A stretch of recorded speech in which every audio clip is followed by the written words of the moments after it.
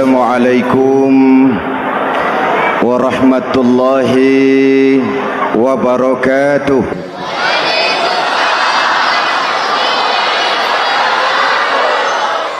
Alhamdulillahi wahdah,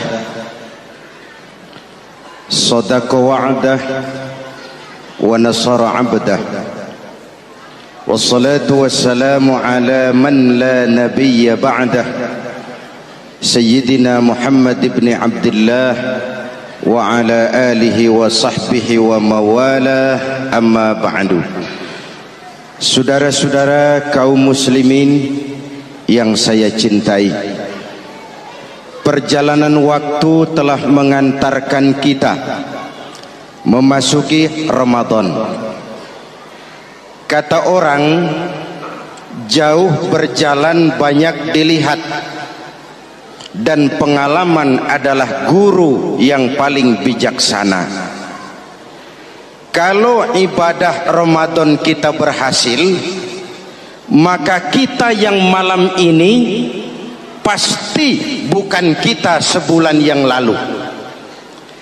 Kita yang malam ini adalah kita yang telah ditempa, digojlok, digembleng oleh kawah candra di mukanya Ramadan.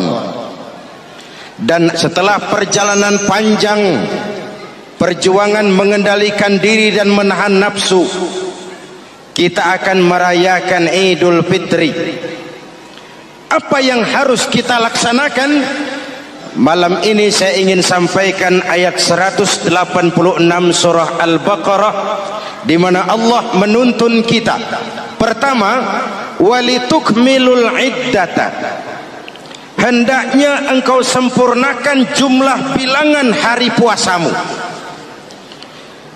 Puasa sebulan penuh, bisa 29, bisa 30 hari. Yang bisa ru'yat, punya persyaratan mampu ru'yat, silahkan ru'yat. Yang tidak mampu, ikut yang aman saja, dengerin pengumuman pemerintah, cari amannya saja. Sempurnakan jumlah bilangan hari puasamu. Sebab apa? Puasa itu macam-macam. Ada yang puasa model beduk, depan rapat, belakangnya kosong, cuman pembukaan. Ada juga yang pembukaan, pertengahan, dan penutupan. Ada juga yang penutupan saja, mau dapat Lailatul Qadar.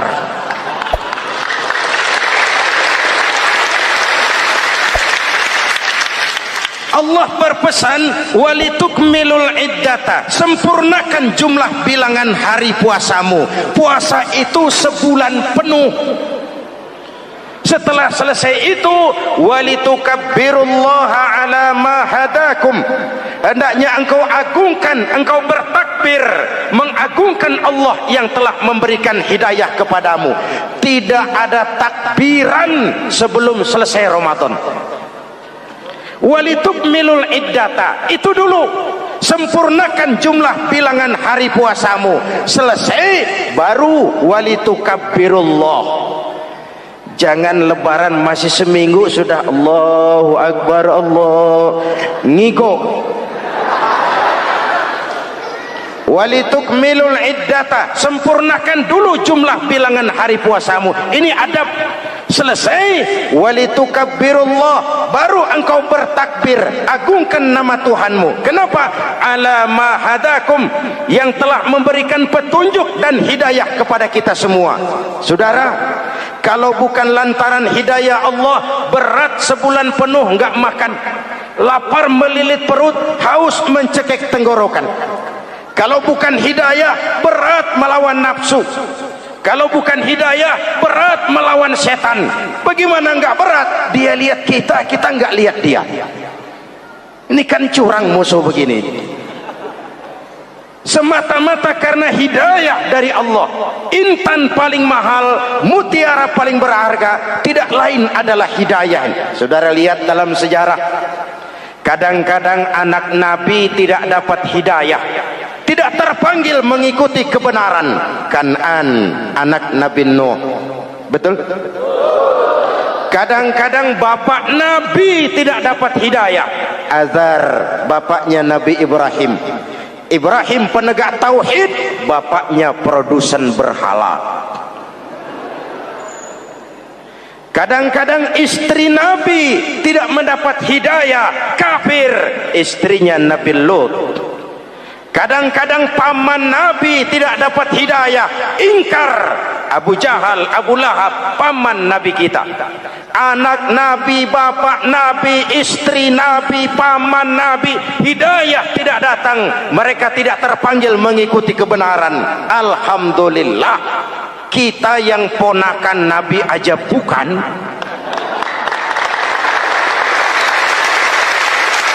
kita diberikan hidayah. Dengan bekal hidayah itulah kita masuki nuansa Ramadan, berjuang melawan nafsu, membina takwa, melatih ridha, dengan lapar melilit perut, dengan haus mencekik tenggorokan. Allahumma lakasumtu, Tuhan, untuk Engkau saya laksanakan ibadah ini. Oleh karena itu, jaga hidayah ini baik-baik, karena dia merupakan intan paling mahal, mutiara paling berharga dalam kehidupan kita. Diberikan kita kedudukan yang tinggi, alhamdulillah. Diberikan kita harta yang banyak, alhamdulillah. Tapi itu semua belum ada artinya ketimbang yang bernama hidayah. Maka hidayah inilah yang harus kita jaga baik-baik. Hidayah inilah yang harus kita pelihara. Kita bertakbir kepada Allah, mengagungkan nama Allah yang telah memberikan hidayah kepada kita. Kalau tidak lantaran hidayah, berat melaksanakan ibadah puasa sebulan suntuk. Dengan ibadah Ramadan, kita melakukan pemutihan vertikal. Orang yang keluar dari Ramadan dengan ibadah benar seperti bayi baru dilahirkan oleh ibunya, tidak punya dosa kepada Allah. Idul Fitri, kembali kepada fitrah. Tapi kan kita tidak cuma punya dosa vertikal, kita juga punya dosa horizontal. Kita tidak cuma berdosa kepada Allah, kita juga sering salah kepada sesama manusia. Betul? Inilah momen lebaran itu. Dosa kepada Allah, taubat langsung kepadanya, sonder calok. Dosa kepada sesama manusia, saling memaafkan. Sebab apa? Satu hadis meriwayatkan, selesai sholat id, sahabat mendengar Rasul mengucapkan amin sampai 3 kali. Amin, amin, amin. Heran sahabat, gak ada angin, gak ada hujan, amin 3 kali ya Rasul, ada apa? Kamu gak tahu? Gak tahu. Barusan selesai sholat, malaikat Jibril turun. Lalu, Muhammad, saya mau berdoa kepada Allah, mau kamu aminkan? Silakan Jibril, berdoalah, saya akan mengaminkan. Jibril berdoa, Rasulullah amin. Doanya 3 macam permohonan, Nabi 3 kali mengucapkan amin. Kalau malaikat Jibril yang doa, Nabi yang mengaminkan. Kalau bahasa Inggris, ilokan. Ilokan nih doa meleset. Apa iya? Ma iya? Apa doanya?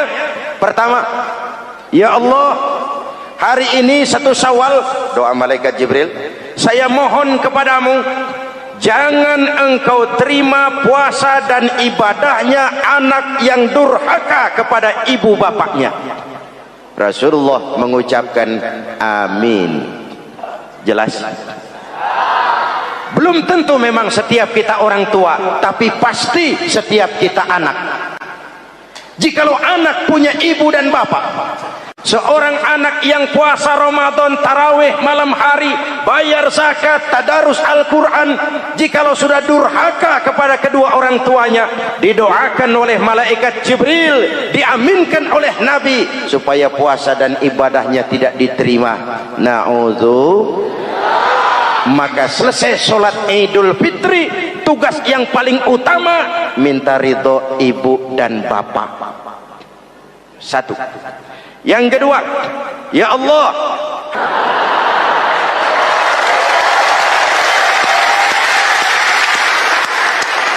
istri itu swarga manut, neraka katut.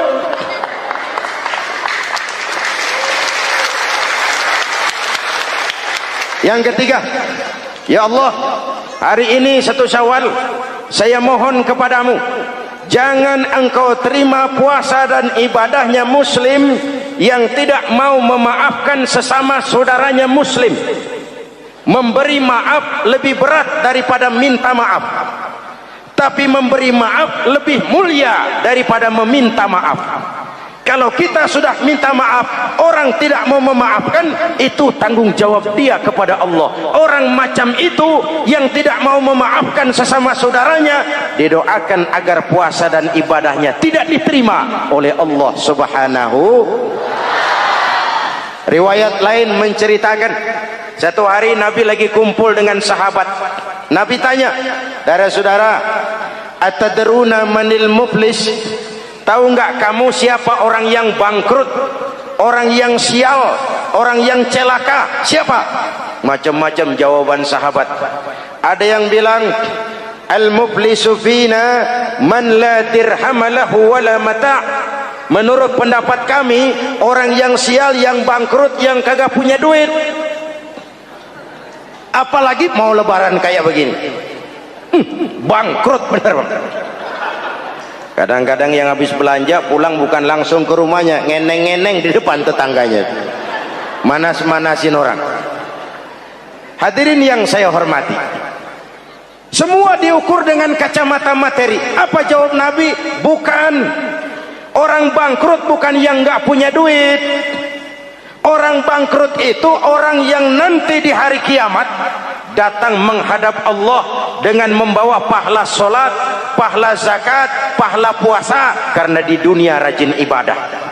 Cuman sayang, di sisi lain dia datang bawa dosa karena pernah nyaci maki orang, pernah fitnah orang, pernah makan harta orang dengan cara yang zalim, pernah mengalirkan darah orang dengan cara yang tidak benar. Enak dia setor, Tuhan lapor, ini pahala sholat saya, ini pahala puasa saya, ini pahala zakat saya mau ke surga. Datang orang, ntar dulu Tuhan, sabar. Ini orang memang di dunia rajin puasa, tapi saya pernah dicaci maki, lidahnya kotor, omongannya tajam, hancur hati saya oleh ucapannya. Panggil, sini mas. Benar ini orang pernah kamu caci maki, kamu lontarkan kata-kata pedih dan kotor, kasar. Iya, siniin pahala sholatmu, kasihin orang yang kau caci maki, kasihin. Selesai, berangkat lagi, datang lagi orang. Sebentar Tuhan, dia memang di dunia bayar zakat, tapi dia pernah makan harta orang dengan cara yang zalim, makan harta yatim. Jadi pengurus yatim, yatimnya lapar, pengurusnya yang pada kenyang.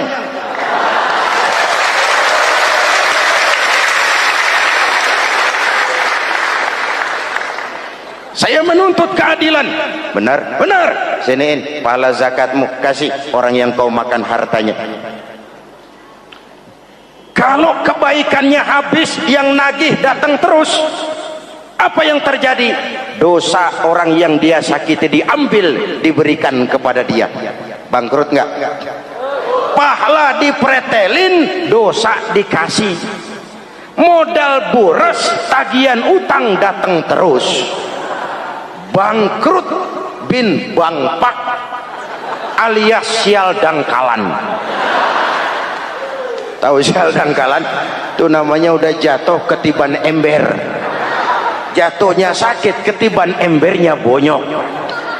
Kita tidak ingin jadi manusia yang rugi dan bangkrut. Karena itu, jikalau ibadah Ramadan memperbaiki hubungan kita kepada Allah, maka Idul Fitri dengan silaturahmi lebarannya memperbaiki hubungan antar sesama manusia agar kita jangan termasuk golongan orang-orang yang bangkrut, karena cuma baik hubungannya kepada Allah tapi tidak baik hubungannya dengan sesama manusia. Ada orang yang pernah difitnah, ada orang yang pernah dicaci maki, ada orang yang pernah dijelek-jelekin, ada orang yang hartanya dia makan dengan cara yang zalim, ada orang yang dia alirkan darahnya, dia bunuh tanpa alasan yang benar. Itu semua akan jadi bebannya di akhirat nanti. Kalau dia menyangkut hakul adami, hak-hak manusia, maka kita harus minta maaf kepada yang bersangkutan. Rasul mengajarkan, ma min muslimaini yaltaqiyani fayatasafahani illa ghafarallahu dzunubahuma. Apabila dua orang Islam bertemu lalu bersalam-salaman, Allah hapuskan dosa yang terjadi di antara kedua orang itu. Jadi baik hubungan kita kepada Allah, jalur hablum minallah, dan baik juga hubungan kita dengan sesama manusia, hablum minan nas. Keduanya ternyata saling berkaitan. Saudara hadirin yang saya cintai, dengan begitu kita berusaha memperbaiki hablum minallah dan sisi lain hablum minan nas, agar kita tidak menjadi orang yang bangkrut di akhirat nanti. Bapak Ibu, saudara-saudara kaum muslimin yang berbahagia, memanfaatkan momentum Idul Fitri dalam kondisi negara kita sekarang ini. Indonesia kita ini kan masih sakit, betul? Multi krisis. Mula-mula kita ini kena krisis moneter, rupiah anjlok, dolar naik ke langit, sampai pernah April 97 dolar mencapai 17 ribuan dari 2.500. Apa enggak kolab? Itu pasti bukan mainan rakyat kecil. Mereka yang dapat kredit BLBI rame-rame borong dolar.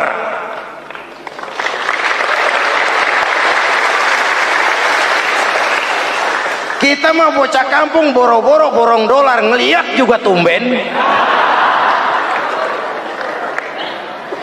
Akibat krisis moneter muncul yang lebih makro, krisis ekonomi. Perusahaan besar ambruk, konglomerat terpuruk, PHK di mana-mana, pengangguran meningkat, kriminal meningkat. Seiring dengan itu muncul yang lebih parah, krisis kepercayaan.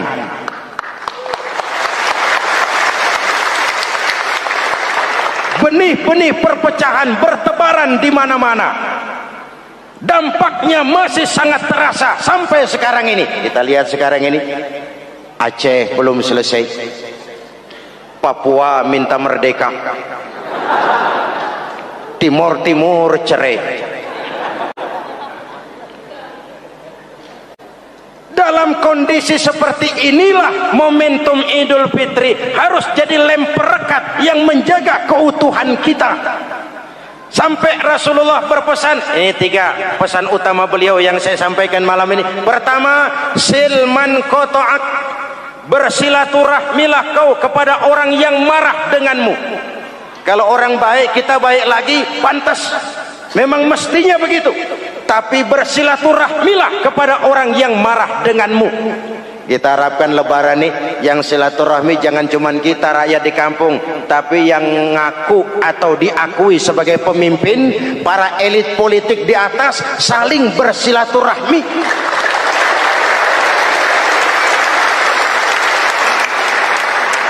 Kalau mereka rukun di atas, kita di bawah ngelihatnya enak, betul? Tidak ada orang akan di atas kalau tidak disokong dari bawah. Ini ada warisan sejarah yang nggak sehat.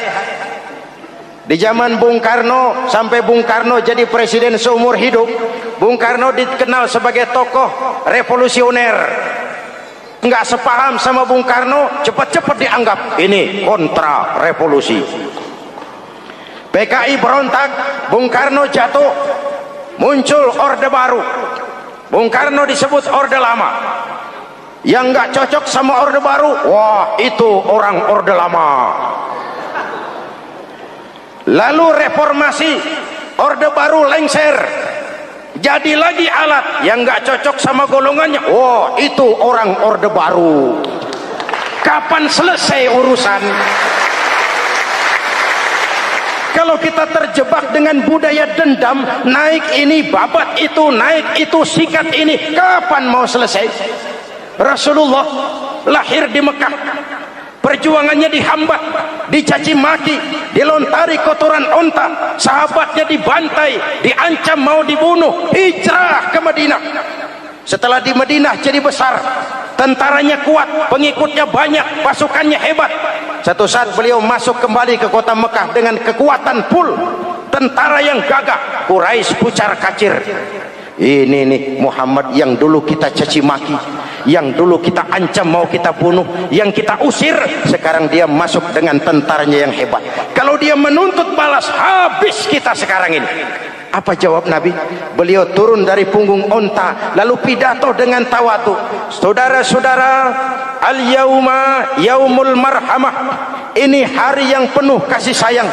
Walaupun dulu kau usir aku dari sini, kau sambiti aku, kau bantai pengikutku, aku datang bukan membalas dendam. Ini hari yang penuh kasih sayang. Tidak akan ada pertumpahan darah. Yang masuk Masjidil Haram aman, yang masuk rumah Abu Sufyan aman. Dihormatinya ketokohan Abu Sufyan di depan pengikutnya. Ini akhlak. Kenapa orang macam Mandela lebih bisa mencontoh Rasul daripada kita? Mandela yang 27 tahun mendekam dalam penjara, dia keluar tanpa bawa benih-benih dendam. Dia satukan Afrika Selatan, dia bimbing Afrika Selatan menuju kejayaan dan kemajuan. Kenapa Mandela yang tidak kenal Pancasila bisa lebih mencontoh akhlak Rasul ketimbang kita yang katanya orang-orang pengikut sunnah? Saya khawatir, ya bukan berarti saya tidak setuju, hukum harus tetap ditegakkan. Tapi kalau terus cari kambing hitam, kambing hitam, kambing hitam, kapan kita dewasa? Semua usut, saya khawatir nanti pun satu saat Nabi Adam bakal diusut. Kenapa dia makan buah khuldi? Kita jadi keleleran di Lebak Bulus begini. Kalau enggak kan kita masih di surga aja. Mari kita dewasa, mari introspeksi. Silman kotoak. Mudah-mudahan nanti lebaran kita pengen lihat nih, kalau yang di atas sudah pada satu, kita yang di bawah enak. Tapi kalau memang pada ribut juga, kita yang di bawah jangan ikut-ikutan. Nonton aja nonton. Giliran rame tepuk tangan. Namanya elit susah ditebak. Nih hari dia berebut beda pendapat, ntar malam dia makan bareng. Kita di bawah udah kedongan ngasa golok. Kan berapa urusan? Sekarang udah nggak zamannya ngerahin masa. Sekarang adu argumen, biar rakyat tentukan mana yang lebih pantas. Hadirin yang saya hormati, silman qata'ak, bersilaturahmilah kepada orang yang marah denganmu. Momentum Idul Fitri harus meredam keberingasan, harus mencuatkan semangat persatuan dan kesatuan. Udah capek kita diobok-obok. Yang kedua, wa'atiman haramak. Ini masalah kepedulian. Berikan orang yang bakhil kepadamu, sampai orang yang pelit pun kasih. Kepedulian. Banyak anak-anak yatim kita, janda-janda tua. Kalau yang muda sih nggak usah dipikirin, dewan penyantunnya udah banyak aja. Orang-orang jompo. Mungkin baju kita sudah kurang berharga di lemari kita, tapi sangat berharga ketika kita berikan kepada orang lain. Berbagi rasa. Jangan ada yang lapar di samping yang senyum, jangan ada yang menangis di samping yang tertawa. Hadirin, yang ketiga, wa'fu amman zalamak. Maafkan orang yang berlaku zalim kepada dirimu. Maafkan orang yang berlaku zalim. Jangan mewarisi sifat dendam, karena Ramadan sudah melatih kita. Tidak akan menyelesaikan persoalan. Dengan semangat ini, maka persatuan, kesatuan, kerukunan dan kekompakan akan lebih mudah kita wujudkan. Kita ingin Indonesia esok lebih baik daripada sekarang ini. Amin. Dan tentu saja kita berharap banyak dari para pemimpin-pemimpin kita, semoga lebih bersikap sebagai negarawan, bukan hanya sebagai politisi. Karena jujur saya ingin berkata, reformasi memang telah melahirkan politisi, tapi belum banyak melahirkan negarawan.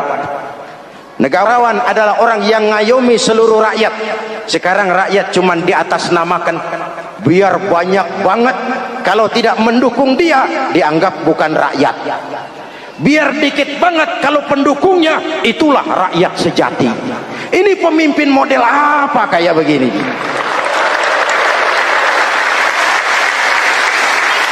Ini kan mengkamuflase rakyat namanya. Oleh karena itu, mari sama-sama kita baca Fatihah. Kita niat, mudah-mudahan suasana sesudah Ramadan benar-benar kondusif, agar kita bangsa ini bisa keluar dari kesulitan besar yang kita hadapi sekarang ini. Para pemimpin kita semakin kompak dan bersatu, rakyat juga semakin terayomi. Ala hadhihi niyyah wa ila hadratin nabi. Al-Fatihah. Bismillahirrahmanirrahim. Alhamdulillah rabbil alamin, arrahmanir rahim, maliki yaumiddin. Iyyaka na'budu wa iyyaka nasta'in. Ihdinas siratal mustaqim, siratal ladzina an'amta 'alaihim ghairil maghdubi 'alaihim waladdallin. Amin. Bismillahirrahmanirrahim. Amin. Alhamdulillah rabbil alamin. Allahumma salli ala sayyidina Muhammadin wa ala alihi wa sahbihi ajma'in.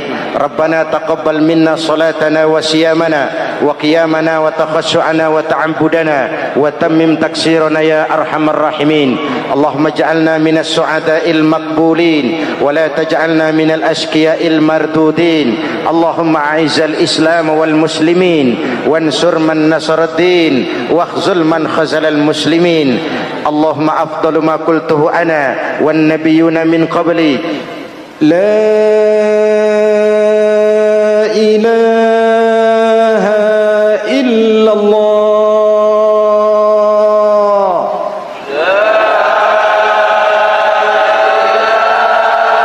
Mau ibadah atau tidak?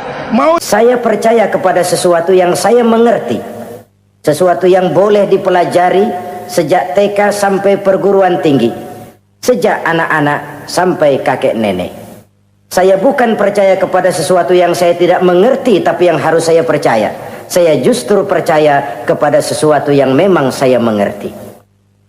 Saudara-saudara, demikianlah bahwa Tuhan dalam Islam adalah Tuhan yang terbuka, rasional, boleh dipelajari sejak kakek-kakek sampai anak-anak, sejak TK sampai kepada perguruan tinggi. Lalu yang kedua, masih menurut kata dia, saya adalah pengagum Amerika, dia bilang, sebagai penegak hak-hak asasi manusia, sebagai pahlawan demokrasi yang pagi-pagi sudah mencanangkan di dalam dia punya Declaration of Independence bahwa semua manusia dilahirkan sama, all men are created equal. Saya kagum dengan itu. Sampai pada satu saat, menurut cerita dia, saya berada di New York. Saya mau masuk sebuah restoran.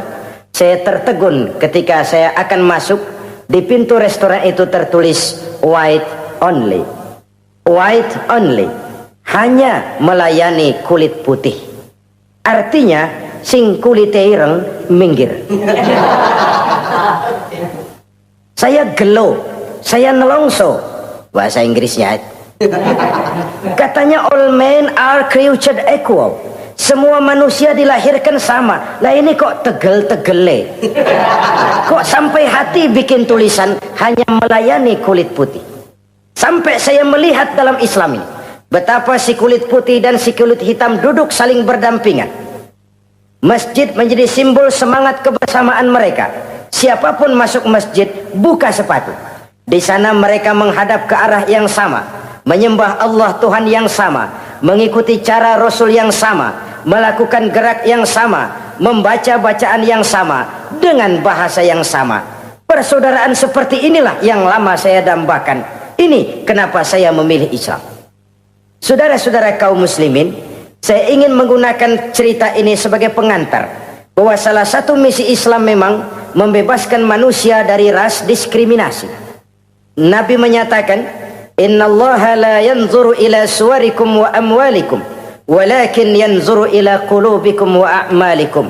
Sungguh Allah tidak melihat tampangmu, Allah tidak melihat potonganmu, Allah juga tidak melihat hartamu. Yang Allah lihat adalah hati dan amal perbuatanmu. Islam membebaskan manusia dari ras diskriminasi.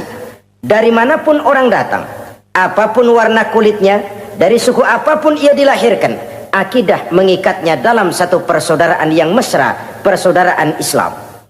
Nilai manusia dengan demikian bergantung kepada ketakwaannya.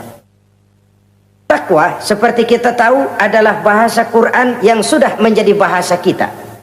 Sedemikian sering kalimat ini dipakai, sampai-sampai ia mengalami pergeseran dari arti yang sebenarnya. Takwa, sejauh yang kita baca dari peninggalan para ulama kita, mempunyai konotasi imtithalul awamir wajtinabun nawahi, melaksanakan seluruh yang diperintah Allah dan meninggalkan semua yang dilarangnya. Apa perbedaan prinsipnya? Kalau melaksanakan perintah itu sesuai dengan kemampuan, tapi menjauhi larangan itu mutlak. Enak kalau ada ayat jauhilah larangan Allah semampu kamu, enak. Yang semampu kita itu melaksanakan perintah, tapi kalau sudah meninggalkan larangan mutlak, jauhi, tinggalkan. Disitulah nilai ketakwaan seseorang. Ini kan enggak, karena takwa digunakan oleh semua orang, akhirnya artinya bergeser. Semua ngomong takwa. Pejabat kalau dilantik bertakwa, bertakwa, bertakwa, sampai membleh bertakwa. Setelah pelantikan mata takwa ngalor dia ngidul. Harus dikembalikan kepada pengertian asalnya. Takwa itu adalah komitmen seseorang kepada perintah Allah dan komitmen meninggalkan yang dilarangnya sesuai dengan kemampuan. Di situ nilai manusia dalam pandangan Allah. Yang tadi Nabi katakan, Allah nggak lihat potongan kita, Allah nggak lihat harta kita. Yang Allah lihat adalah hati dan amal perbuatan, dan itulah takwa itu. Maha benar Allah dengan firman-Nya yang menyatakan, Inna akramakum indallahi atqakum. Yang paling mulia di antara kamu dalam pandangan Allah adalah orang yang paling bertakwa kepadanya. Sering sekali sekarang ini kalimat agama digunakan untuk maksud yang tidak sama dengan maksud agama. Ya contoh kalimat takwa ini. Atau misalnya kita baca iklan, telah berpulang ke rahmatullah dengan tenang. Kalau dengan tenangnya sih boleh dah, mana ada orang mati kelojotan. Tenang. Tapi ke rahmatullah. Rahmatullah itu kan artinya kasih sayang Allah. Kasih sayang Allah itu kan surga. Kalau bajingan mati, enggak ke rahmatullah pulangnya. Kalau mau jujur mestinya telah pulang ke neraka. Kalau mau jujur, kalau mau pakai bahasa netral sopan, telah berpulang. Begitu sajalah. Pulang kemana? Ya sesuai dengan amalan dia. Tapi kita kadang salah kaprah menggunakan kalimat rahmatullah untuk yang tidak baik. Termasuk di dalamnya penggunaan kalimat takwa ini. Padahal disinilah nilai manusia dalam pandangan Allah. Kalau manusia dinilai dari potongannya, oh bintang film nomor 1 masuk surga. Kalau manusia dinilai dari hartanya, konglomerat nomor 1, kita mau belakangan, buncit banget gitu. Allah maha benar. Yang paling mulia di antara kamu dalam pandangan Allah, yang paling bertakwa kepadanya. Nah, apa sih sifat-sifat orang takwa itu? Ini yang akan kita bicarakan pada pertemuan kali ini. Berangkat dari surah Al-Baqarah ayat 3 sampai dengan ayat 5. Kita akan melihat 5 tanda orang-orang takwa itu. Apa dia? Pertama, allazina yu'minuna bil ghaib. Orang yang bertakwa adalah orang yang beriman kepada hal-hal yang gaib. Kita tahu bahwa yang ada ini kan cuma 2 saja pada hakikatnya. Pertama Allah, dan yang kedua alam. Allah adalah apa yang selain alam. Yang selain alam itu ya Allah namanya. Allah itu bukan alam, dan alam bukannya Allah. Allah disebut Khalik, alam disebut makhluk. Kemudian alam ini kan ada 2 macam. Ada alam nyata, ada alam gaib. Ada alam syahadah, ada alam gaib. Alam nyata kita sebut dengan alam fisika, dan alam gaib kita namakan dengan alam metafisika. Termasuk dalam alam gaib ini kita wajib beriman. Akhirat, alam gaib, kita percaya akhirat itu ada. Alam kubur, alam gaib, kita yakini keberadaannya. Malaikat, alam gaib. Jin, alam gaib. Setan, genderuwo, memedi, kuntilanak, tuyul. Kita percaya kepada iblis, percaya bahwa iblis itu ada. Kita percaya kepada malaikat, percaya bahwa malaikat itu ada. Dan kepercayaan ini sudah nature. Kalau kita lihat dalam dunia animisme, orang dahulu menyembah pohon sebenarnya kan karena dia percaya bahwa pohon punya kekuatan. Kekuatan itu yang disembah untuk mengharap manfaatnya atau terhindar dari bahaya yang bisa ditimbulkannya. Orang menyembah api karena percaya di balik api itu ada kekuatan. Orang menyembah lautan begitu, orang menyembah gunung begitu. Nah, Islam mengarahkan ini kepada hal-hal yang lebih konkret. Percaya kepada alam gaib. Bahwa di balik alam nyata ini ada alam yang tidak nyata. Apakah itu namanya akhirat, alam barzah, malaikat, jin, itu semua termasuk di dalam alam yang gaib. Orang yang bertakwa, alladzina yu'minuna bil gaib. Dia percaya kepada yang gaib-gaib itu. Percaya tentang adanya. Bukan percaya kepada iblis lalu ngikutin si iblis, bukan. Kita percaya yang namanya iblis itu ada. Setan itu ada, jin itu ada, malaikat itu ada, alam kubur itu ada.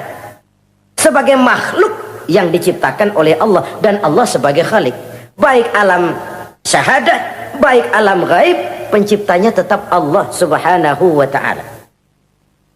Allah menciptakan siang, Allah ciptakan malam, Allah ciptakan yang baik, Allah ciptakan yang tidak baik. Apa perlunya? Ada manfaatnya untuk keseimbangan dalam alam ini. Manusia kan diberikan kebebasan bahwa segala sesuatu sudah ditentukan Allah memang, tapi kan tidak diberitahukan ke kita. Alam naj'al lahu 'ainaini wa lisana wa syafatain. Bukankah kami berikan kamu dua mata, dua telinga, lidah?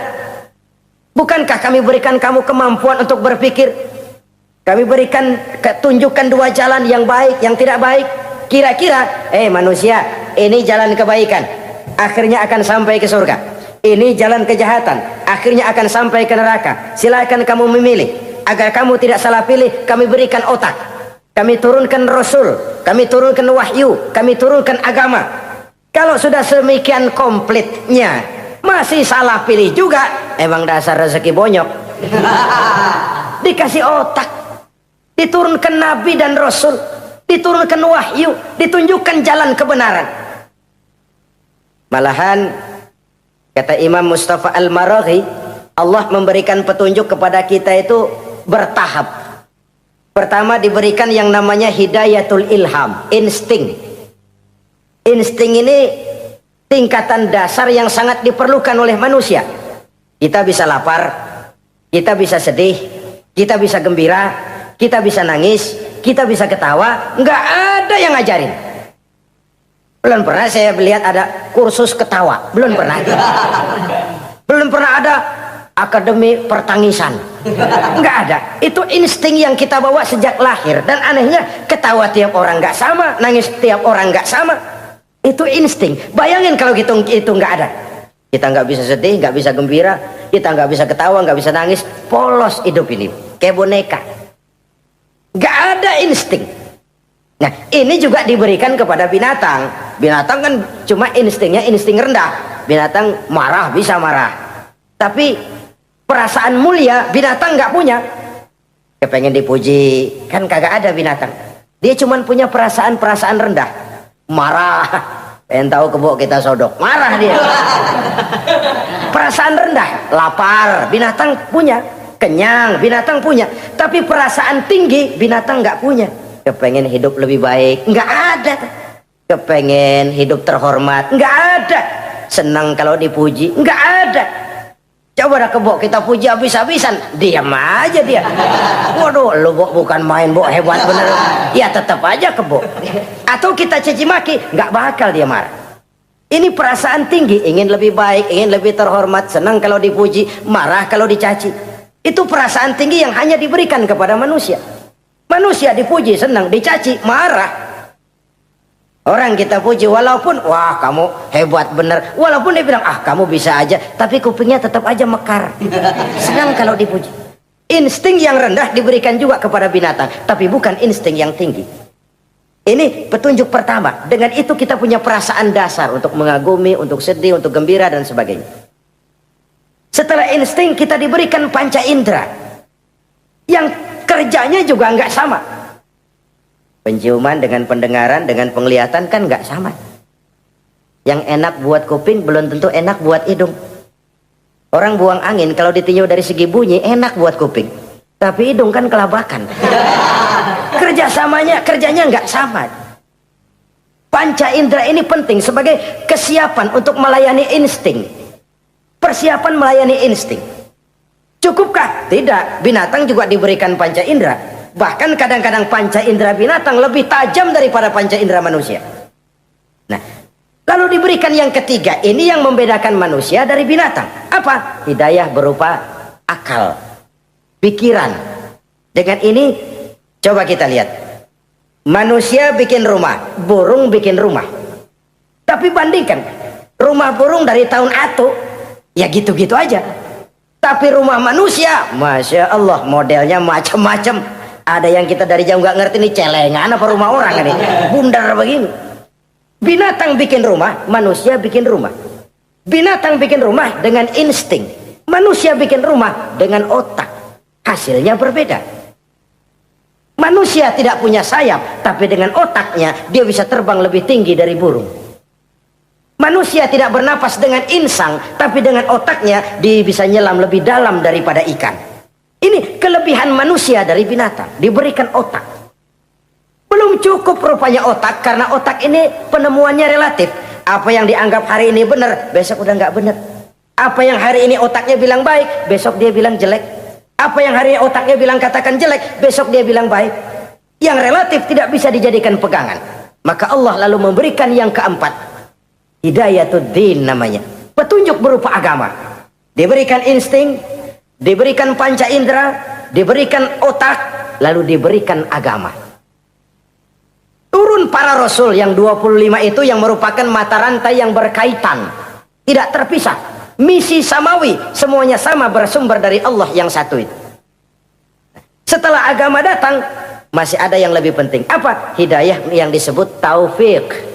Persesuaian kehendak antara kita dengan Allah. Kalau taufik tidak datang, kalau taufik tidak dapat, Kan'an saja anak Nabi Nuh kufur. Anak Nabi tidak dapat taufik namanya itu.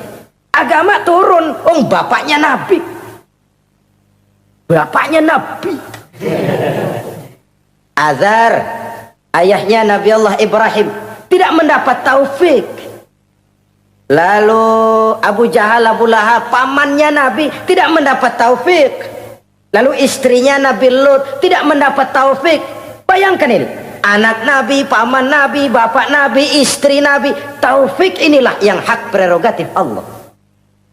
Insting semua dikasih, panca indera semua dikasih, otak semua dikasih, agama kepada semua diturunkan. Tapi taufik ini hak prerogatif Allah. Lah kita ini bersyukur, ponakan Nabi aja bukan dapat taufik. Tidak sekedar mendengar Islam, mendengar agama, tapi mengikuti agama itu sendiri.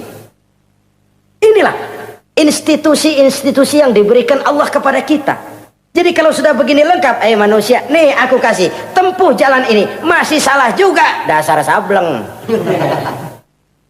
Pantas kalau Allah mengadili, pantas kalau Allah memberikan sanksi. Kenapa? Rasul udah turun, otak dikasih, panca indera dikasih, peringatan dikasih, masih salah juga, pantas dong kalau diadili. Kecuali kalau Allah nggak nurunin apa-apa, hidup dah selagu-lagu lu sono, mau guling mau gupak terserah deh.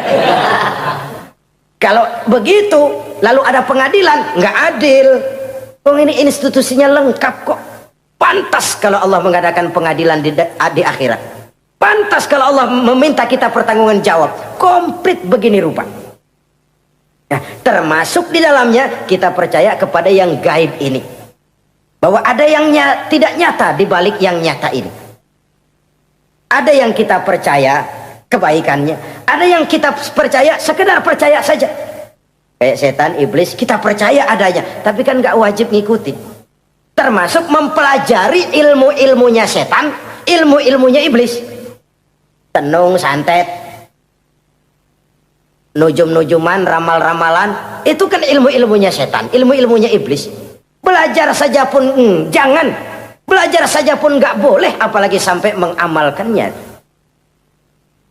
Karena tatkala kita belajar apalagi mengamalkan, kita sudah bersekutu dengan setan dan iblis. Na'udzubillah summa na'udzubillah. Ini yang pertama. Jadi orang yang bertakwa itu sifatnya yang pertama, dia percaya kepada yang gaib. Di balik yang nyata ada yang tidak nyata. Lah, saudara-saudara, jangankan yang alam seperti ini ya, alam kubur, alam akhirat. Masih di alam nyata ini saja ada sesuatu yang hanya kita bisa rasakan tapi nggak bisa kita lihat, nggak bisa kita pegang. Contohnya angin. Ada tuh, kita rasain tapi kan nggak bisa kita pegang. Bentuknya bagaimana kita nggak tahu. Wah, merah pak, kenapa? Buktinya dikerok. Itu mah merah kerokan, bukan warna angin merah. Sesuatu yang ada tapi hanya bisa kita rasakan. Pedas, makan cabai pedas. Pedas itu ada tapi kan abstrak. Mana sih pedasnya? Nggak bisa kita pegang, nggak bisa kita lihat, tapi kita rasain. Oh, itu yang hijau mah cabai, Mang. Pedasnya mana pedasnya? Sesuatu yang cuma ada rasa, tanpa bentuk, tanpa bisa kita jamah. Ini satu langkah untuk mengantar kita memahami yang gaib. Yang masih dalam alam nyata saja ada sesuatu yang kita cuma merasakan adanya, tapi kita nggak bisa lihat, kita nggak bisa pegang. Makanya ada orang tanya, Pak, itu kalau orang mati dibacain Fatihah di sono apa pahalanya nyampe tuh? Saya jawab, kalau ente nggak percaya mati dulu dah. Mati dulu, bacain Fatihah, tungguin di sono. Kalau nggak nyampe balik lagi kemari.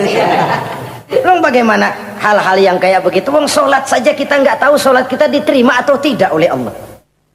Kita puasa, kita hanya melaksanakan. Allah mau terima apa tidak kita nggak tahu. Itu yang nyata-nyata, apalagi sudah berkaitan dengan hal-hal yang gaib. Ini sifat yang pertama, orang yang bertakwa, alladzina yu'minuna bil ghaib, dia percaya kepada yang gaib. Alam kubur itu ada, alam akhirat ada, malaikat ada, jin ada, surga ada, neraka ada, dan lain sebagainya. Satu. Yang kedua, orang yang bertakwa itu wa yuqimunas shalah. Setelah percaya kepada yang gaib, mereka juga mendirikan sholat. Nah, mari kita lihat ayatnya. Selalu yang berkaitan dengan sholat itu kalimatnya yuqimunas shalah, mendirikan sholat, bukan mengerjakan. Gak ada ayat i'malis sholah, if'alis sholah, kerjakan sholat, gak ada. Selalu aqimis sholah, dirikan sholat. Kenapa? Kata para ulama, kalimat mendirikan ini mengandung makna istimrar, mengandung arti kontinuitas, ada kelanjutan. Mendirikan sholat artinya mengerjakan sholat dengan betul, selesai sholat, ajaran sholat diterjemahkan dalam kehidupan. Itu artinya mendirikan sholat. Nah, kalau dilihat dari sisi ini, banyak di antara kita yang sudah mengerjakan sholat tapi belum mendirikan sholat. Sebab mendirikan istimrar, ada kesinambungan. Selesai sholat, ajaran sholat diterjemahkan di tengah-tengah kehidupan bermasyarakat. Sehingga sholatnya punya refleksi, sholatnya punya bias dalam membentuk kepribadian dirinya. Ini kadang-kadang rancu. Yang sembahyang dia, yang nyolong dia. Yang baca Quran dia, yang fitnah orang dia. Yang sedekah dia, yang nyolong dia juga. Ansip bingung bagaimana mutusinnya.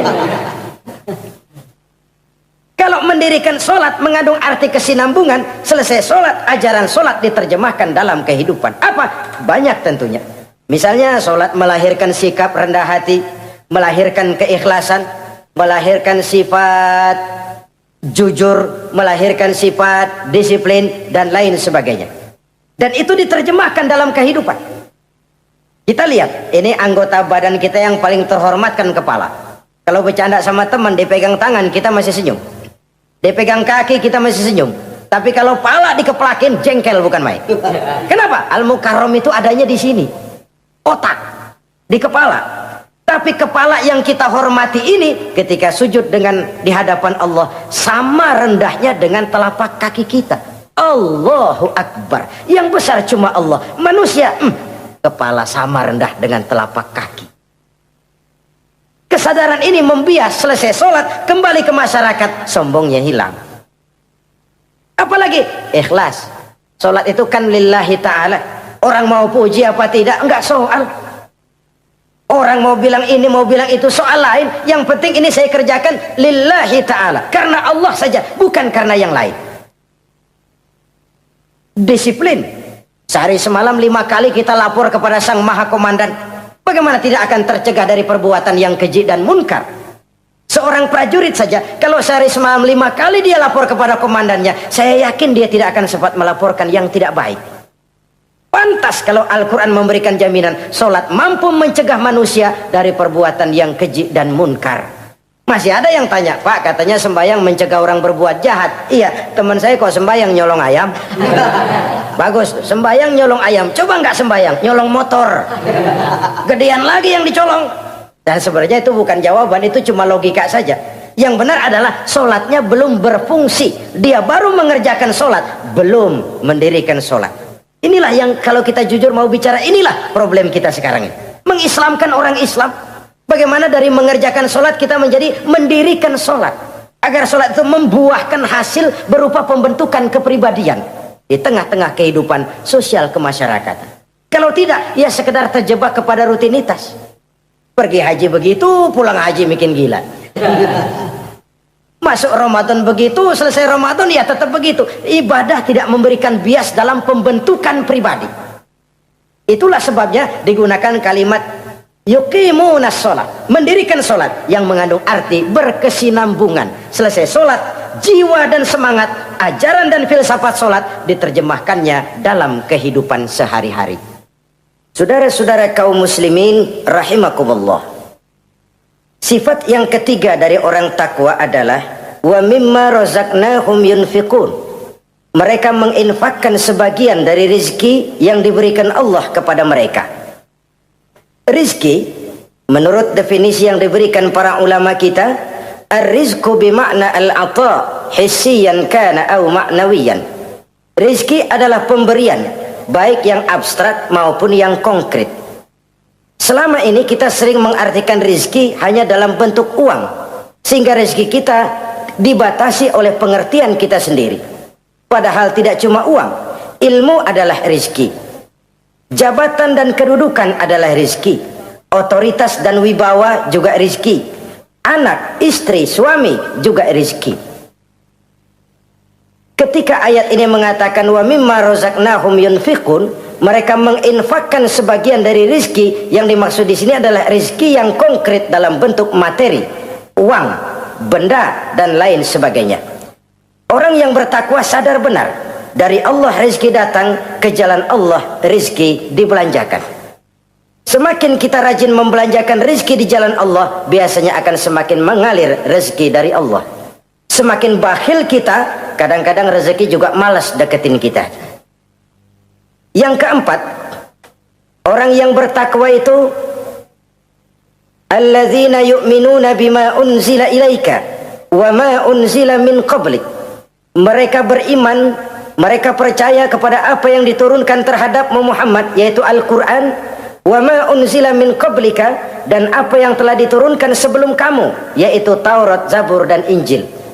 Orang yang takwa percaya bahwa Allah dahulu telah menurunkan Taurat kepada Musa, Allah telah menurunkan Zabur kepada Nabi Daud, Allah telah menurunkan Injil kepada Nabi Isa. Percaya sekadar percaya, tidak wajib mengamalkan ajarannya. Kita percaya Taurat itu kitabnya Allah, Injil dahulu yang diturunkan kepada Nabi Isa kitab Allah, Zabur kitab Allah. Percaya sekadar percaya, bukan percaya kemudian mengamalkan, bukan. Karena dengan turunnya Al-Quran, maka seluruh kitab-kitab terdahulu sudah tercakup di dalam Al-Quran. Orang yang bertakwa percaya kepada apa yang diturunkan terhadap Nabi Muhammad. Apa itu? Al-Quranul Karim. Bagaimana kepercayaan kita kepada Al-Quran? Bahwa dia kitab suci yang isi dan redaksinya langsung dari Allah, yang kita membacanya beribadah, mengerti atau tidak mengerti artinya. Akan lebih baik setelah bisa membaca, mengerti, kemudian mengamalkannya dalam kehidupan kita. Saudara-saudara, kalau kita adakan konteks ini di mana-mana, modernisasi, globalisasi, kemajuan sering membawa pergeseran nilai. Dulu, ini zaman dulu ya, waktu listrik belum masuk desa, kita rasakan betul kalau masuk kampung berasa banyak orang Islam. Padahal rumah pakai lampu templok, lampu tempel, paling banter patromak. Tapi kita masuk kampung berasa kok banyak orang Islam. Kenapa? Suara Al-Quran kedengaran dari rumah-rumah. Kenapa? Ada anak-anak muda lagi latihan baca barzanji. Kenapa? Ada patayat, santri-santri wanita lagi baca sholawatan. Kenapa? Nenek-nenek lagi ngapalin sifat 20 sembari nyisik. Wujud artinya ada, maka mustahil Allah. Zaman dulu terjadilah modernisasi, listrik masuk desa. Apa yang kita lihat? Rumah pada terang, terus televisi main gede-gedean, lalu radio kaset main kenceng-kencengan. Tergeserlah suara Al-Quran, apalagi sholawatan, apalagi barzanjian. Apa tidak boleh? Ya boleh saja. Apa tidak bagus? Ya bagus saja.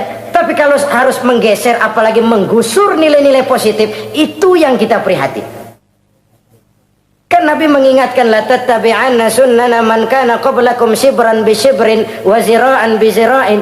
Kamu akan ikuti tingkah laku orang-orang sebelum kamu. Cuma ikut-ikutannya nggak berasa, sejengkal, lalu sehasta, lalu semeter, lalu 3 meter. Begitu enak kamu ikut-ikutan budaya orang lain, sampai yang kamu ikuti masuk lubang biawak, kamu akan masuk juga ke dalamnya. Inilah kehidupan kita, inilah kehidupan anak-anak kita. Jujur mereka lebih kenal Valentine Day daripada Muharram. Anak-anak kita, anak-anak muslim, kalau kita menghitung Muharram sampai Zulhijjah nggak hafal. Kalau Januari sampai Desember, anak-anak kita bangun tidur hafal. Muharram sampai Zulhijjah, jangan anaknya, bapaknya keder. Kita hanyut oleh budaya-budaya yang, ya bukan saya katakan bukan tidak baik, tapi kalau harus menggeser, apalagi menggusur yang ada kaitannya dengan nilai agama, ini kan ironi. Ikut-ikutan kita sejengkal, semeter, sampai yang diikutin masuk lubang biawak, udah kadang asik ikut, ya ikut juga nyemplung ke dalamnya. Orang sering katakan mula-mula dari nama dulu nih yang kagak begitu kelihatan pengaruhnya. Mula-mula malu pakai nama yang berbau Quran, malu pakai nama yang berbau Islam. Dari nama nanti dia pindah ke pakaian, dari pakaian dia pindah ke pergaulan. Kalau sudah pindah ke pergaulan, dikhawatirkan pindah agama pun nggak terasa. Wah, semua agama sama, semua agama bagus. Lalu bagaimana? Bagaimana musimnya aja. Ironi, menyedihkan, memilukan, bahkan memalukan. Yang tidak boleh kan fanatik kepada guru, yang tidak boleh kan fanatik kepada suku. Kalau kepada agama fanatik itu wajib, dalam arti bukan sempit, berpegang teguh kepada agama. Satu sikap yang wajar, bahwa penganut suatu agama menganggap cuma agamanya yang benar. Itu sikap setiap penganut agama. Orang Kristen begitu, orang Hindu begitu, orang Buddha begitu. Kenapa kalau orang Islam begitu lalu dianggap ekstrim? Sebagai Muslim saya yakin cuma Islam yang benar. Kristen juga akan bilang begitu. Kristen yang benar, Buddha juga akan bilang begitu. Ini fanatisme dan wajar penganut suatu agama menganggap cuma agamanya yang benar. Yang lain juga bersikap begitu. Tapi kalau Islam saja yang bilang ekstrim katanya. Dunia internasional sendiri kadang-kadang, kalau sudah ekstremis, teroris, kok cepat sekali alamatnya ke Islam. Saudara-saudara kaum muslimin rahimakumullah, saya kembali kepada soal kita. Begitu enak kamu ikut-ikutan, yang kamu ikuti masuk ke lubang biawak, kamu akan ikut juga masuk ke dalamnya. Maka hati-hati bergaul, maka hati-hati memilih teman, maka baik teman pergaulan, lebih-lebih teman hidup. Karena orang sering bilang cinta itu love is blind katanya ya. Cinta itu kotok, cinta itu buta, cinta itu lamur, nggak bisa bedain coklat, nggak bisa bedain yang lain-lain. Orang sering kehilangan pertimbangan. Demi cinta akidah terjual, demi cinta akidah tergadai. Tidak ada kemalangan yang paling malang kecuali kalau kita harus berpisah dengan akidah. Sebab itu modal dasar. Nah, orang yang bertakwa, dia beriman kepada Al-Quran. Beriman kepada Quran artinya apa? Menjadikan Quran sebagai imam dan dia sebagai makmum. Konsekuensinya, makmum harus ikut imam. Selain Quran, dia percaya kepada Injil, kepada Zabur, kepada Taurat. Dilihat dari sudut ini, umat Islam itu lebih toleran loh. Orang lain yang megang Injil nggak bakal percaya kepada Quran. Orang lain yang memegang Taurat nggak akan percaya kepada Quran. Tapi orang yang megang Quran, dia percaya kepada Injil, dia percaya kepada Taurat. Dari sudut ini kan kita lebih toleran. Allah dahulu menurunkan Injil kepada Isa. Yang Injil itu yang kita percaya. Yang Allah turunkan kepada Isa. Yang Allah turunkan Taurat kepada Musa. Bukan yang telah terkena intervensi dan investasi manusiawi. Dan percaya pun terbatas percaya kepada adanya, bukan kepada mengamalkannya. Kenapa? Karena ordenya udah lewat. Kita percaya Bung Karno adalah presiden pertama Republik Indonesia. Tapi kan udah lewat. Udah lewat. Kita percaya Bung Karno presiden pertama Republik Indonesia. Tapi kan udah lewat, udah selesai. Begitulah kita mempercayai Taurat, mempercayai Injil, ada, kita percaya, tapi kan udah selesai misinya. Yang berlangsung sampai akhirat nanti adalah Al-Quranul Karim. Orang yang bertakwa meyakini itu. Ini yang keempat. Yang kelima, wabil akhirati hum yuqinun. Mereka yakin, orang bertakwa ini, kepada adanya akhirat. Ah, kalau itu kan gampang, semua orang juga yakin. Loh, bukan sekedar yakin, sekedar percaya. Yalah, percaya kepada Allah, percaya kepada akhirat, pokoknya percaya. Bagaimana? Ya begitu, pokoknya percaya. Bukan itu. Kepercayaan yang memberikan refleksi.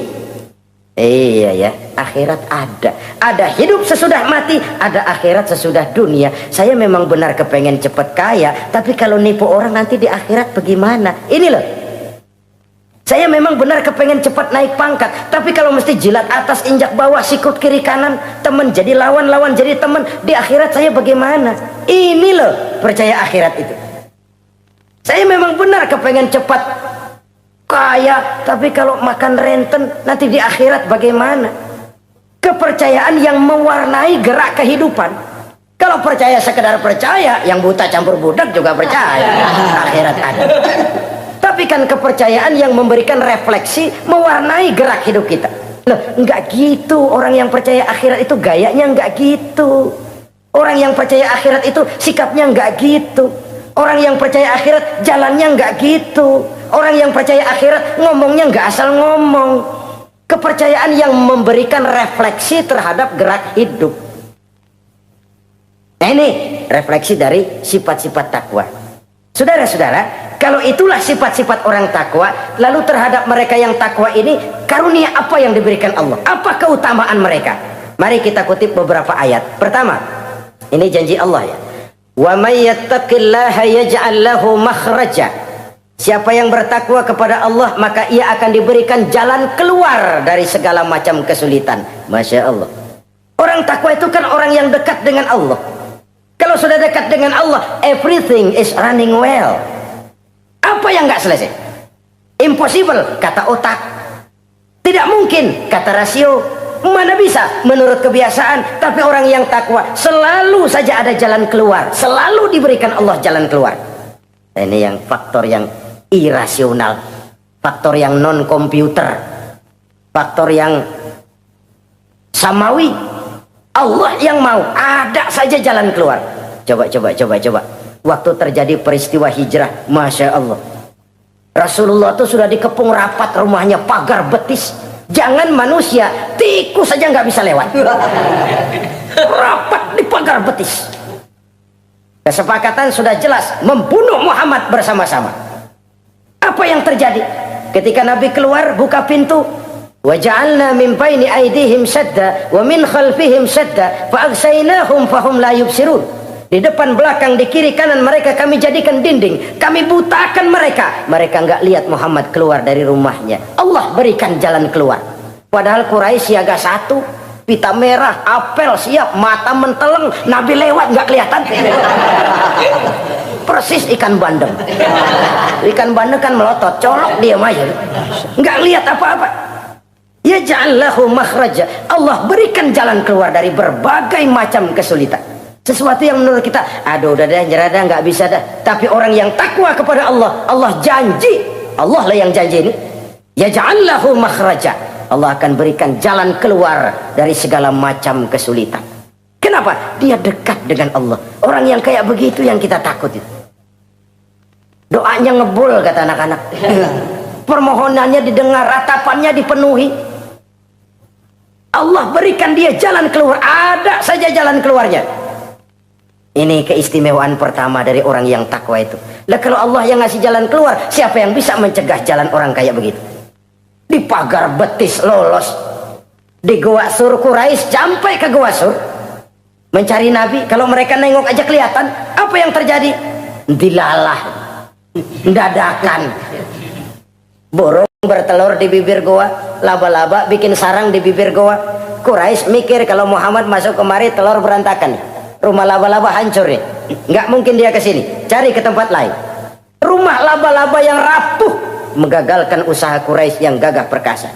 Yaj'al lahu makhraja, Allah berikan jalan keluar. Ini yang pertama. Yang kedua, wa yarzuqhu min haitsu la yahtasib, Allah berikan rezeki dia, orang yang takwa ini, dari jalan yang tidak disangka-sangka. Rezekinya mengalir. Kenapa? Dia dekat dengan Allah. Allah maha kaya. Kadang-kadang ini orang kerjaannya sujud doang sama ngangkat tangan, rezekinya ada aja. Allah yang kaya, Allah yang maha tahu. Orang yang takwa walaupun gajinya kagak ada, penghasilannya gede. Allah yang memberi. Jangan lupa itu, ada gaji ada penghasilan. Kalau gaji kan ada ukurannya. Kadang-kadang ada orang gajinya kecil, penghasilannya gede. Umpamanya jadi lurah musim gusuran. Itu penghasilan. Kalau gaji bisa diukur, tapi penghasilan gede lah. Kalau semeter komisinya sekian kan gede tuh penghasilan. Ada juga yang memang gaji gede, penghasilan gede. Ini pejabat-pejabat yang banyak sikutannya tuh. Saudara-saudara kaum muslimin, orang yang bertakwa itu yarzuqhu min haitsu la yahtasib. Allah berikan rezeki lewat jalan yang dia nggak sangka-sangka. Ada aja jalannya. Nggak punya duit tapi haji bisa pergi. Nggak punya duit tapi ya hidupnya wajar. Tamu datang balahan. Pernah itu ada tamu di Jawa Timur sana datang ke rumah seorang kiai, ratusan tamu dikasih makan semua. Padahal kiai rumahnya gede. Tamu ada yang dalam hatinya nyeletuk, ini kiai bisa ngasih makan orang satu rombongan banyak begini, duit dari mana ini? Dalam hatinya, disamperin sama kiai, kamu jangan buruk sangka, ini rezeki halal. Bukan cuma rezeki, dia bisa ngerti hati orang. Mukasyafah, Allah bukakan apa yang Allah nggak bukakan buat orang lain. Ini karunia, dan itu hanya mungkin dengan takwa. Itu tadi, komitmen kepada perintah Allah, menjauhi larangannya. Mukasyafah, dibukakan pintu oleh Allah. Dia bisa lihat yang orang nggak lihat, dia bisa tahu yang orang lain nggak tahu. Udah nggak bisa main-main kalau ketemu orang begini. Ini udah high class ini di sisi Allah. Ini yang kedua, rezekinya ngalir lewat jalan yang nggak sangka-sangka. Yang ketiga, wa may yattaqillaha yaj'al lahu min amrihi yusra. Orang yang bertakwa kepada Allah, Allah jadikan urusannya gampang. Allah mudahkan urusannya. Masya Allah. Kalau Allah yang sudah mudahkan, siapa sih yang bisa bikin sulit? Allah yang gampangin urusannya. Orang mana yang bisa bikin sulit? Boleh manusia merencana, mempersulit, memblokir segala macam. Tapi kalau Allah gampangin, jalan tuh urusan. Boleh manusia merancang. Tapi kalau Allah mau, apa yang nggak mungkin? Satu kampung orang mau jatuhin kita, kalau Allah mau angkat, naik. Satu negara orang mau naikin kita, kalau Allah mau turunin, nyungsep. Tu'izzu man tasya wa tuzillu man tasya. Allah muliakan siapa yang dikehendakinya, Allah rendahkan siapa yang dikehendakinya. Saudara-saudara kaum muslimin rahimakumullah, dimudahkan urusan orang yang takwa itu. Jadi kalau ingin urusan kita dimudahkan oleh Allah, konsepnya cuma takwa. Kembali kepada komitmen, laksanakan yang diperintah, jauhi yang dilarang. Itu saja. Apalagi keutamaan orang takwa itu, wa may yattaqillaha yukaffir anhu sayyi'atihi wa yu'azzim lahu ajra. Siapa yang bertakwa kepada Allah, dihapuskan segala kesalahannya yang sudah lalu. Masya Allah, dihapuskan kesalahannya. Bahwa manusia punya salah, ya manusiawi. Tapi ada hadis menyatakan, ikuti perbuatan salahmu dengan kebaikan, niscaya kebaikan itu akan menghapus kesalahan kamu. Kalau dulu kita makan harta orang dengan zalim, kita nggak sempat minta maaf, tuh orang udah mati. Bagaimana caranya? Perbanyak sedekah. Mudah-mudahan sedekah ini menutupi kesalahan kita yang lalu memakan harta orang dengan cara yang zalim. Ikuti perbuatan salah dengan kebaikan, niscaya kebaikan itu akan menghapus kesalahan kamu. Nah, ini orang yang bertakwa, dihapuskan kesalahannya oleh Allah, direhabilitir, dia lakukan pemutihan. Yang melakukan pemutihan Allah.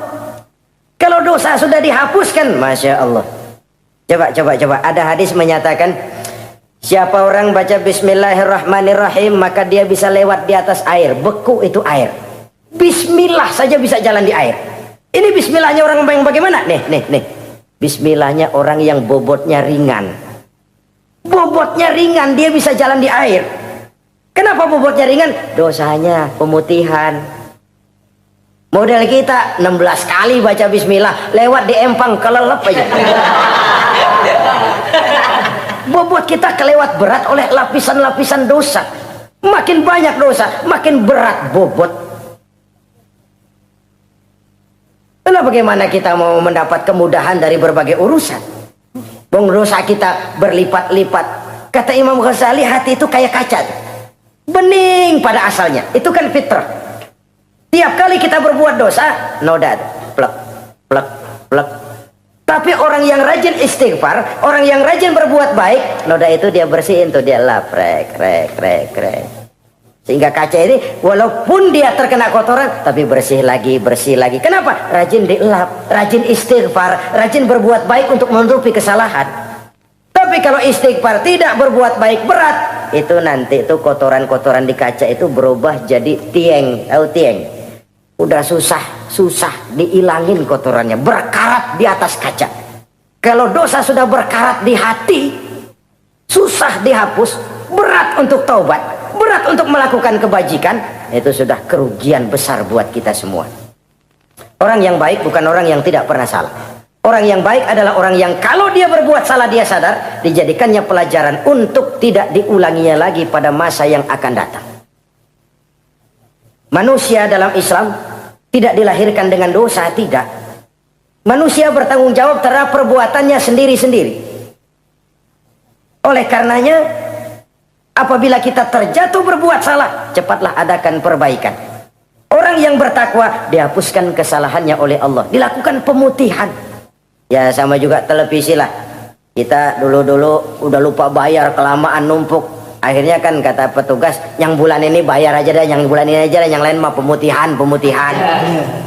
Kenapa? Dia sudah lihat kita punya tanda-tanda baik, pengen membayar dengan sebagaimana mestinya. Dari ketakwaan kepada Allah. Lalu wa yu'azzim lahu ajra. Orang yang bertakwa itu diperbesar pahala kebaikannya. Masya Allah. Sudah dosa dihapus, dia diampuni, diputihkan, kebaikannya dilipat gandakan pahalanya. Padahal kita semua sama-sama maklum. Inilah kenikmatan Islam. Kalau kita berbuat jahat, dibalas dengan yang setimpal. Kalau kita berbuat baik, dibalas berlipat ganda. Wallahu yudha'ifu liman yasha. Allah melipat gandakan pahala kebaikan bagi orang yang dikehendakinya. Alangkah pemurahnya Allah. Dosa kebaikan berlipat ganda, dosa kesalahan seimbang dengan kesalahan itu. Karena itu kata para ulama sufi, kalau kamu berbuat jahat, jangan lihat besar kecilnya, tapi lihat kepada siapa kejahatan kamu lakukan. Kalau kamu mendapat kebaikan, jangan lihat besar kecilnya, tapi lihat siapa yang ngasih kebaikan itu. Kecil dosa kita lakukan, tapi kepada Allah. Sedikit karunia yang kita terima, Allah yang ngasih. Logikanya begini. Saya ketemu menteri, dikasih duit 5.000 perak. Rp5.000. Karena yang ngasih menteri tuh duit barangkali saya jadiin jimat, nggak saya belanja-belanjain, saya simpen. Kenapa? Buat bangga-banggaan, buat cerita-ceritaan. Saya ketemu menteri masa nih 5.000 perak dikasih. Menteri yang ngasih Rp5.000, saya simpen, saya jadikan kebanggaan. Bagaimana kalau yang ngasih Allah, yang serba maha kaya, maha adil, maha tahu, kita lupakan. Akaltum ni'mata rabbikum walam tashkurulah. Tiap saat kita namakan nikmat Allah, tapi kita lupa bersyukur kepadanya. Padahal Allah janjikan, makin kamu pandai bersyukur, makin aku tambah nikmatku. Tapi kalau kamu tidak pandai bersyukur, awas, azabku itu amat pedih. Jadi azab, nikmat maksud saya, bisa berubah menjadi azab kalau kita tidak pandai mensyukurinya. Saudara-saudara kaum muslimin rahimakumullah, dari uraian singkat ini saya ambil beberapa catatan utama. Pertama, nilai manusia dalam pandangan Allah adalah ketakwaannya. 14 abad yang lalu, sebelum orang teriak-teriak tentang hak asasi, Rasulullah sudah mencanangkan semangat persamaan ketika beliau bersabda, "An-nasu kulluhum li Adam, wa Adam min turab, la fadla li arabiyyin ala ajamiyyin illa bitaqwa." Seluruh manusia berasal dari Adam. Adam diciptakan dari tanah. Tidak ada kelebihan Arab dengan yang bukan Arab kecuali takwanya. Di situ nilai manusia dalam pandangan Allah. Takwa bukanlah kulit. Itu kalau sorbannya paling gede berarti paling takwa. Belum tentu. Tasbihnya panjang-panjang. Belum tentu. Jenggotnya nyengser.